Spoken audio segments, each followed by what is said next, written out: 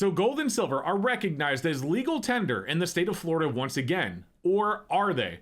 Believe it or not, there is a flaw that was discovered in that bill after it was signed into law that makes most gold and silver actually not eligible for legal tender status in the state of Florida. And today we are going to find out and talk about it with the guy who helped draft the bill and push to get it signed into law. His name is Daniel Diaz. He is the executive director of the Citizens for Sound Money, and he's going to tell us all about it and more. Now listen guys, I know this is a very long video, so if you don't want to stare at the screen for a half hour, no problem. Just minimize the screen and listen in the background because there is a ton of good information in here that I think everyone should listen to. My channel is sponsored by sdbullion.com. New customers can get their first order of gold or silver at spot by going to sdbullion.com/new. Hey everybody, welcome back. Today we are joined with a very special guest. This is Daniel Diaz, the executive director of Citizens for Sound Money. Daniel, welcome to the show. How are you?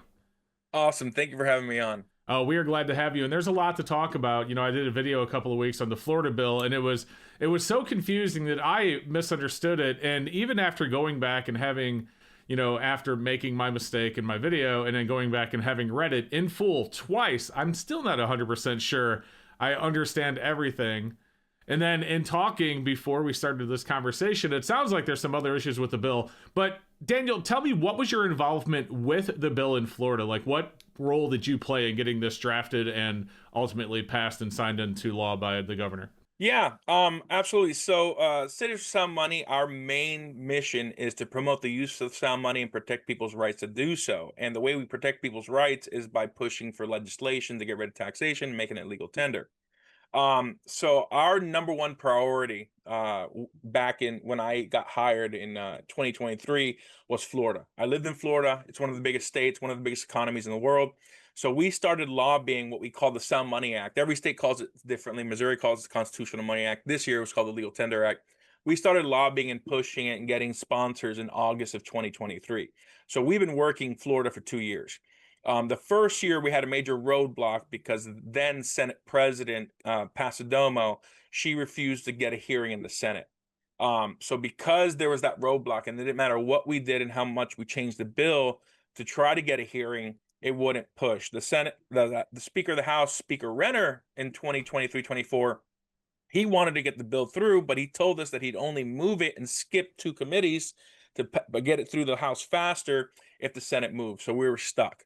So what we did in 2023 was we educated over 100 legislators on economics. You know, my job as a lobbyist in Sound Money really is to educate legislators on how fiat's created, the problem with the economy, and the solution.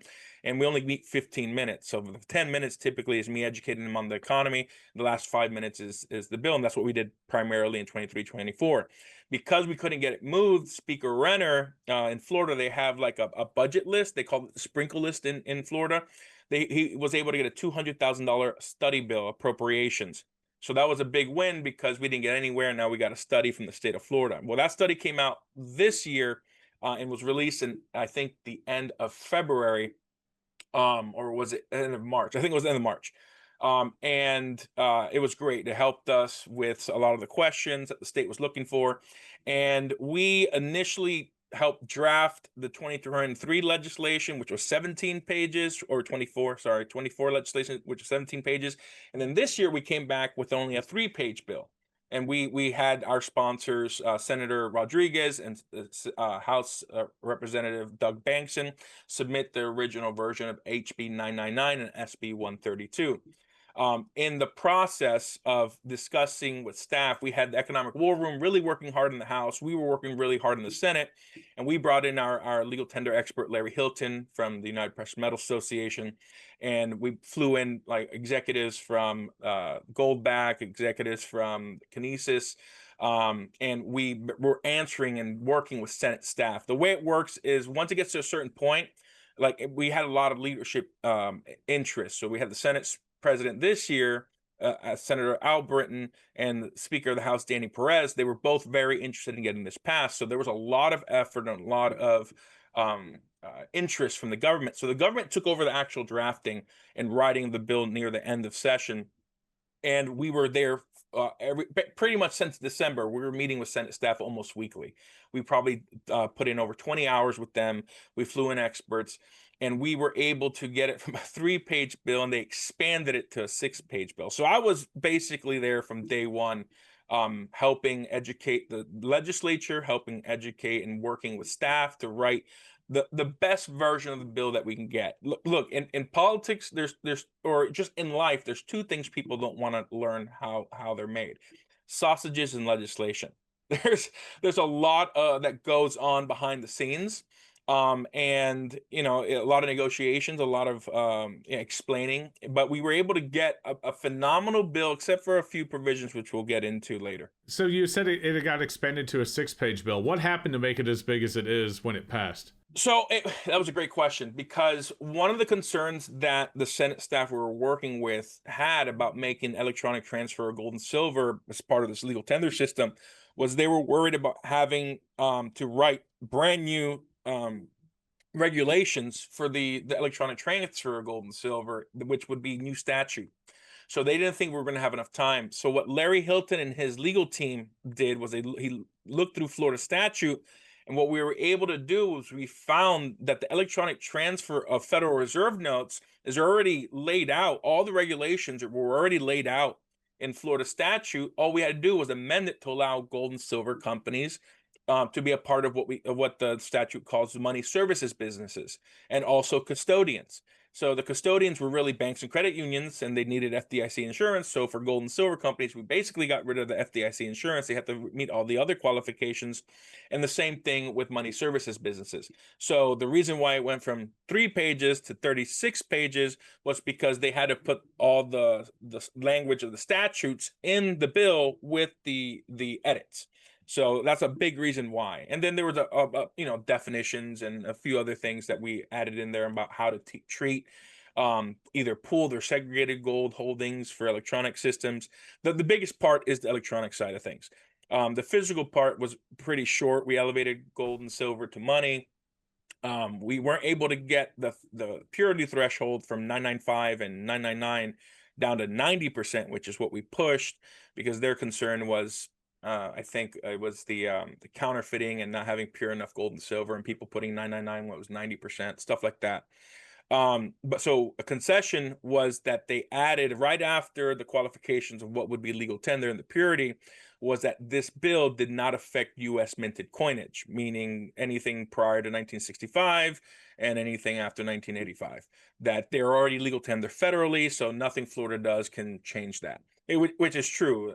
Silver, constitutional silver, and pre-33 gold was never demonetized. It's always been legal tender. It has numismatic value, which is questionable, but lower grade gold coins that don't really have huge numismatic value could be used as legal tender. So that's, I think, does that answer your question? Yeah, it does, but I have a second question. It can be used as legal tender, but at face value or at the metal value? No, that's a great thing about the Florida bill. That's one thing that we actually went back and forth with staff. They were trying to figure out, is it spot? Who does this? The treasurer, or we call it the CFO in Florida, determine spot. What we were able to do was that the price of gold and silver is whatever the two parties transacting the deal determined the price of gold and silver would be for that deal. So we are a libertarian leaning economic organization. We believe in the free markets and free choice of where you put your money and how you want to spend it. So the Florida bill is fantastic, where the two parties, the merchant and the customer, determine at what value they agree upon for gold and silver. So there is nothing in the statute that determines the price. All right, fair enough. And that is a lot of questions, or a lot of people had that question in comments when I made that video a while back. So I'm glad to hear that. So I guess my next question is, we were discussing this before we went live or started recording here. You had said that there's something in the bill that maybe you missed, or that it's worse than you thought, and as a result, basically no gold and silver is legal tender. Can you kind of dive into that one for us?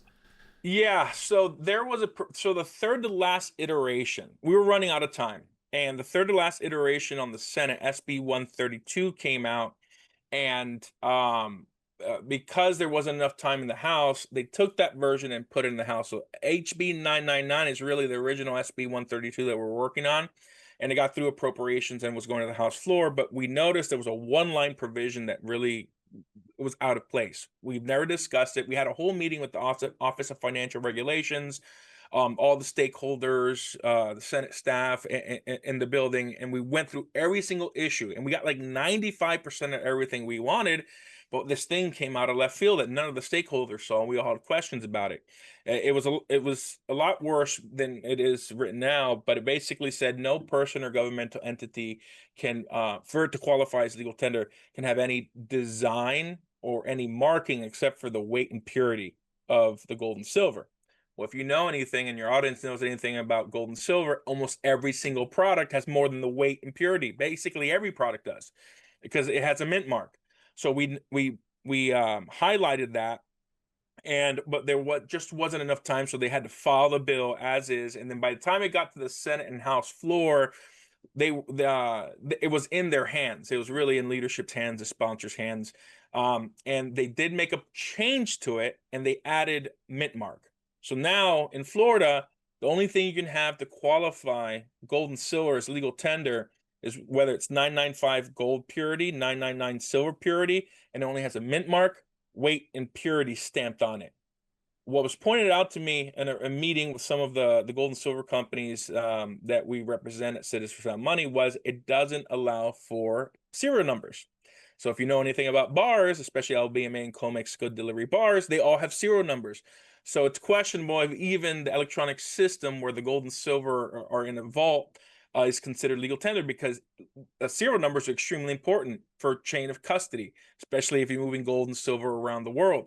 So right now, as it stands, unless the Senate staff or the Florida interprets it differently, nothing except for U.S. minted coins is legal tender in the state of Florida. So nothing. I mean, even Buffalo rounds, because it has a design. The Goldbacks, you said Goldback had came in and helped you with this.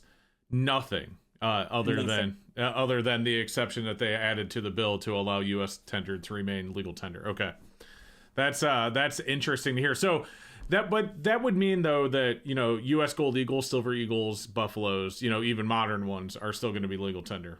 But yeah, and they've always been legal tender. It's just I think it's good that it's mentioned in the law now. Right. No, I totally get that. But I mean, those are allowed because of that clause or mentioned in the bill, but nothing else is. That is.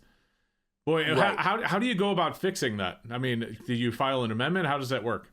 Exactly. So it's already law. The governor signed it into law. In the law, the Office of Financial Regulations, the Department of Financial Services have till November 1st deadline to promulgate the rules that aren't really defined in the law on how custodians and money services businesses of gold and silver will operate, when they'll be audited, all those finer details. So that process is going to start. I've already talked to the commissioner of the OFC, Office of Financial Regulations, our LFR, and they're going to be having us and other experts join them on this panel. So that's going to be the regulatory side. I'm going to address this with them. And then what we're also going to do is when Florida starts legislative session in January, I think 15th of 2026. But they start meeting early to do work preparing for session in August or September. They're called committee weeks. So what we're going to do is we're going to, either myself or one of the lobbyists that we hired will go to these committee weeks and really bring this up. And that's another reason why I've been getting out there so much talking about this, because it was a mistake. I understand why the drafters, the actual Senate staff that penned it, were trying to do. They're trying to prevent, like, say, regular Joe Schmo smelting gold and silver, making rounds, and then stamping U.S. minted coin. Their concern was always a constitutional concern. The states can't coin their own money. They can only recognize gold and silver coin as legal tender. So they were afraid that if companies or government agencies started making their own coins and stamping legal tender in Florida, it could bring up a constitutional question. So I understand their intent. They were trying to protect the state of Florida from being sued, but they didn't understand the industry. They didn't understand the products, and that had dire consequences for the legal tender status. So what could you write in the bill to prevent that from happening, but also allow for, privately minted rounds and, bars to be used? Well, the easiest thing to do is just strike that provision altogether, because the definition of gold and silver is pretty clear. 995, 999, that's not everything. and then U.S. minted coin. So that provision, if they're really wanting the Senate staff that wrote it want to have some type of restrictions, we did draft recommended language because we understood their intent that you can't put legal tender, you can't put gold coin, silver coin, because gold coin, silver coin is what's defined as legal tender in the law. So we put those restrictions that those coins will not be considered legal tender in Florida. But they ignored those recommendations and just changed it to what it is now. So there's two solutions: either strike that provision completely from the law with a repeal or amendment, or we actually amend it to be more specific to allow as much more, say 80-90% of gold and silver that meets the purity threshold as legal tender versus nothing. So how has the community reacted to this in Florida? I haven't been down to Florida here in last about a year, but even when I was down there, I really don't, go around to gold and silver shops very often or businesses and ask them about gold and silver. So has there been a lot of community reaction, a lot of support? Is this something people seem to be excited about down there, or? Yeah, the people who were paying attention and saw in the news, I mean, it was in the news everywhere, are super excited. I mean, it was, even local news stations were talking about it, but most of them missed that provision. They think all gold and silver is legal tender. They missed that little nuance in the bill. And for the most part, it's all positive. Even the people in my community, and when I moved back from Tallahassee, because I was living there during session, that didn't know are super excited about making gold and silver legal tender.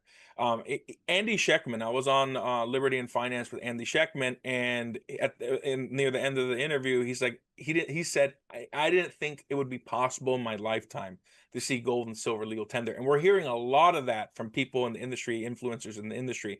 They didn't think it would happen in such a large state.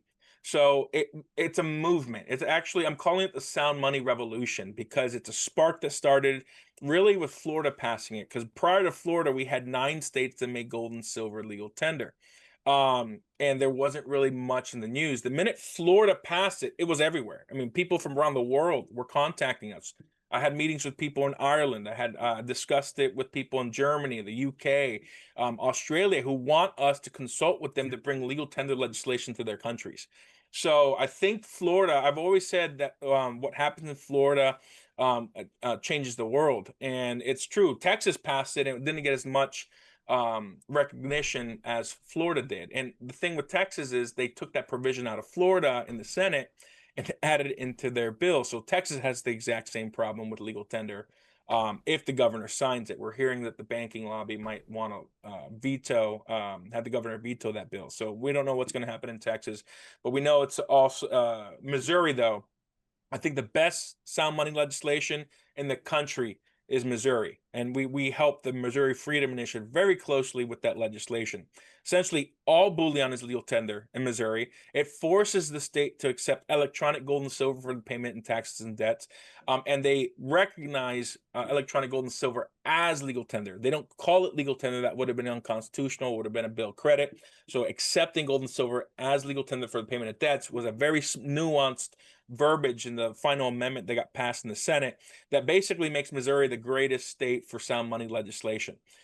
Everything is legal tender. They got rid of all taxes. I mean, they got rid of capital gains, everything. So Missouri, I think, for just the freedom of using gold and silver for transactions is the model. But when it comes to the regulatory framework on regulating companies like Kinesis and gold and silver companies, so just no Joe Schmo mom pop creates a cryptocurrency supposedly backed with PAX-G and doesn't really have any regulations. Florida is the model for that type of electronic transfer of gold and silver.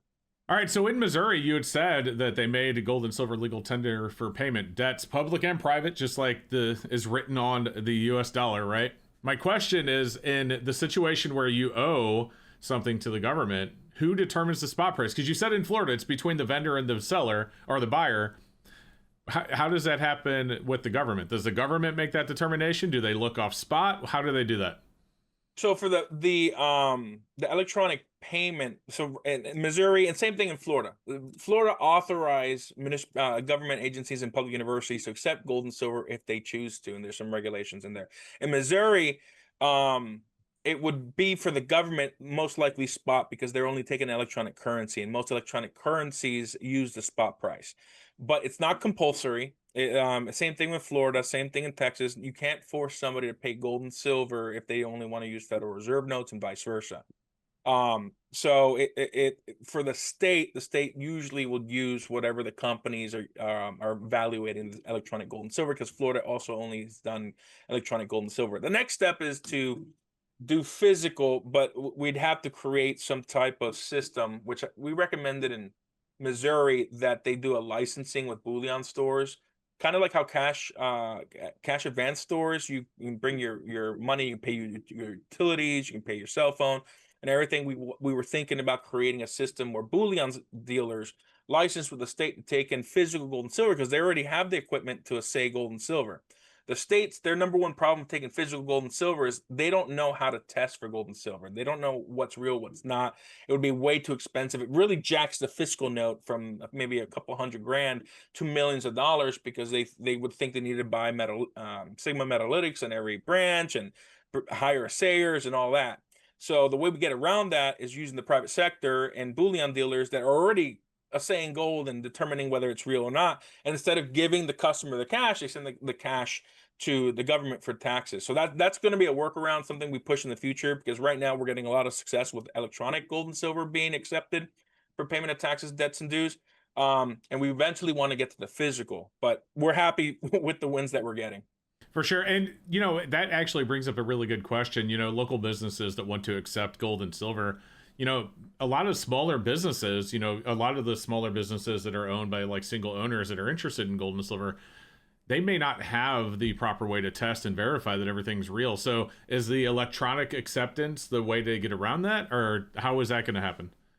Yeah, so in the Florida legislation, and I'm pretty sure the Missouri is the same, that all electronic currency has to be redeemable. Has to be redeemable for physical coin or bars or whatnot. So like you have Kinesis, you have Glint, you have the UPMA that has an electronic transfer system internally. Those are all companies where if you wanted to redeem the electronic version of the gold and silver, you can redeem it physically.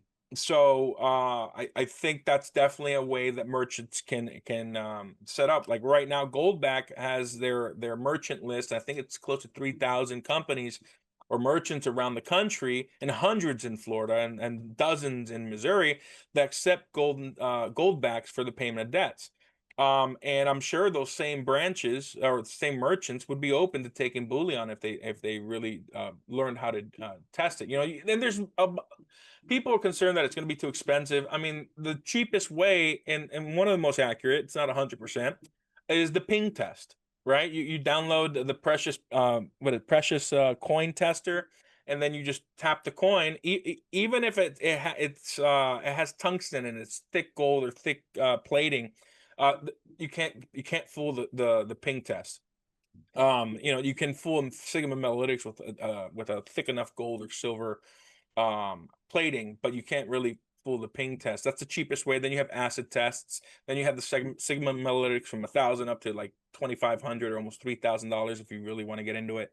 But for millennia, the way that people tested was they would drop it on a stone table, a granite table or whatever, or they ping it or they bite into it, right, for the gold to see if it's pure and soft. So I think the problem is we have two generations of people around the world that have not been on the gold and silver standard. It's the first time in human history the entire planet has been on a fiat standard. Prior to that, there have been fiat, but in regions and in countries. And we've always been on some type of gold and silver standard for 3,000-4,000 years. And then really Lydian Empire started really the coinage of gold and silver as money. Before that, it was electrum and bartering. So I think we as people are smart enough to figure out how we can tell whether gold and silver is real. Even though there's advanced counterfeiting measures, there are ways to test for, especially merchants, to test for gold and silver being real. Yeah, and I like that you said there's advanced counterfeiting measures, because I was going to argue that it's a lot easier to counterfeit, especially, there's tons of counterfeit, 90% even, believe it or not, but silver eagles, gold eagles, they all exist now. A lot easier to do that than it was back then. So I think there's going to need to be, if you're going to accept some sort of physical gold and silver, there's going to need to be some test. And unfortunately, I think the ping test, while it is awesome, it also has its limitations. It's more difficult to do on bars. And if you're using an app, they may only have specific weights, diameters, and thicknesses that they have the availability to test. So I'm sure, as you know, if a coin's half the diameter but twice as thick, it's going to sound way different than a regular buffalo round. So Right, exactly. as far as the Sigma is concerned, the only thing I can say is I love the Sigma as long as it's not the base model. The Pro and Up is really good. The base model is easily fooled by copper Yeah. rounds. I mean, seriously, yeah. I have the Pro Mini for Yeah. myself because I travel so much. So. I also have the Pro Mini. That's the one I use. Oh, that's awesome. Yeah, yeah. Yeah. They don't make that anymore now. They have the I forget what it's called, but there's a replacement model for it now. But anyway, we'll get back on topic. Daniel, I really appreciate the work that your organization has done in making sound money and, spreading the idea of sound money across the U.S. and, as you had just said, across the world with the passing of the bill in Florida. That's really great to hear. Where do we go from here? How do we get it in other states? Let's say more, states like Washington that literally just did the opposite of what they've done in Florida. What do we do to fight that, for the people that are living in those states? Yeah, so I'll give some basic lobbying or grassroots information, and then I'll tell you how you can reach us to help you with your states. So essentially, the number one rule in politics is relationships. It's all about relationships. Even when you donate to a politician or an elected official, it's really to get access to that politician to build a relationship. So if you are in a state right now and you have a relationship with a state senator or a state rep, or a delegate in some states, call them up and see what they think about gold and silver if you have that relationship. If you don't have that relationship, see if you know somebody in your local party, local church, local group that might have a relationship and build that up. It's in politics, and just like in business, it's all about relationships. Secondly, if you have a very rich friend, there's a saying in politics, money is the mother's milk of politics. When you have a wealthy individual who wants to see something get through, the best thing to do is to do a fundraiser for someone in leadership, the Speaker of the House, Senate President, or maybe a chair of a committee that bill will be heard in, and do a fundraiser for them. There's no guarantees they're going to vote for the bill, but when you give, 10, 20, $30,000 to their PAC, I mean, they're going to listen to you. It's just how the system works. And I've been saying in other channels that in America, we're no longer a constitutional republic. We're no longer a democracy. Unfortunately, we're a corporatocracy. And the organizations and companies that have the money make the laws. So from the grassroots perspective, we will never be able to compete against the banking lobby. We'll never be able to compete against the insurance or credit union lobby. But what we can do is bring voices. So here are some numbers for grassroots. An email, usually, if you email your representative or senator, usually counts for about 50 votes, right? You took the time to voice an opinion and share your thoughts, about 50 votes. A phone call represents about 100 or 200 votes, right? A letter, a handwritten letter, and I'll talk about that in a second, represents about 1,000 votes. And I've asked this with at least 6 legislators, and I said, if you got an email or a typed up letter versus a handwritten letter, which one would mean the most? Hands down, 100% handwritten letters. Legislators don't get handwritten letters anymore, and they will read it, they will remember who wrote it, and they'll probably keep it. And then if you go lobby in person, that represents between 5 to 10,000 people, because you actually took the time, traveled to the Capitol, and met or went to their district office and met with them. Those are the metrics when it comes to grassroots. So the more people that can make phone calls, and let me tell you, phone calls and emails do work. It annoys them. When Senator in 2024, we were trying to get the Sound Money Act through, and Senator Pasadomo wasn't giving us a hearing. We did a massive push and campaign, and we shut down the phones in the Senate president's office. We were just inundating them with phone calls and emails. It didn't work. Pressure doesn't always work for legislators. So it's really knowing who that will work with. But those are the statistics. Secondly, if you do have those relationships and you do want to get involved in your state or your country to bring sound money legislation, send us an email at support@citizens, the number 4, not FOR, citizens, the number 4, soundmoney.org, support@citizensforsoundmoney.org. Let them know that you want, or send us a message letting us know that you want to bring legislation to your state. I will most likely reply and set up a Zoom call so we can discuss your situation and see how we might be able to bring some money legislation to your state. This Thursday, our organization is meeting with to come up with our strategy for next year. Now that we got Florida, Texas, some of the big states done, so we are looking already and planning this year for next year for legislative efforts. And if you want to support our cause, you can go to www.citizens, the number 4soundmoney.org, Citizens for Sound Money, and follow us on X for the number 4 Sound Money. 4 Sound Money is our X handle. All right, I'll put all of that information in the description, guys, to make it a little bit easier for you. Daniel, that's all I had. But before I let you go, is there anything you want to add or tell anyone before you go? Yeah, I would encourage everybody that believes in the sound money movement to don't keep it to yourself. Spread the news. A lot of people who don't know about gold and silver and don't watch the news, which is the majority of people, don't know what has happened in Florida. Let them know that 22% of the states in the country have made gold and silver legal tender.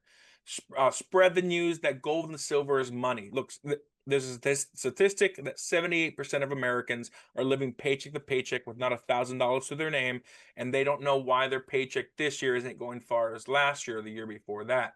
They don't understand inflation. They don't understand why their purchasing power is being stolen. So educate them on what sound money is, how gold and silver is money that preserves your economic energy from the theft of government inflation. All right. Well, Daniel, thank you so much for joining us, guys. Again, I'm going to put all that information you need to know in the description, and I hope to have you back on sometime in the future. Absolutely. Thank you for having me on. Anytime. Thank you.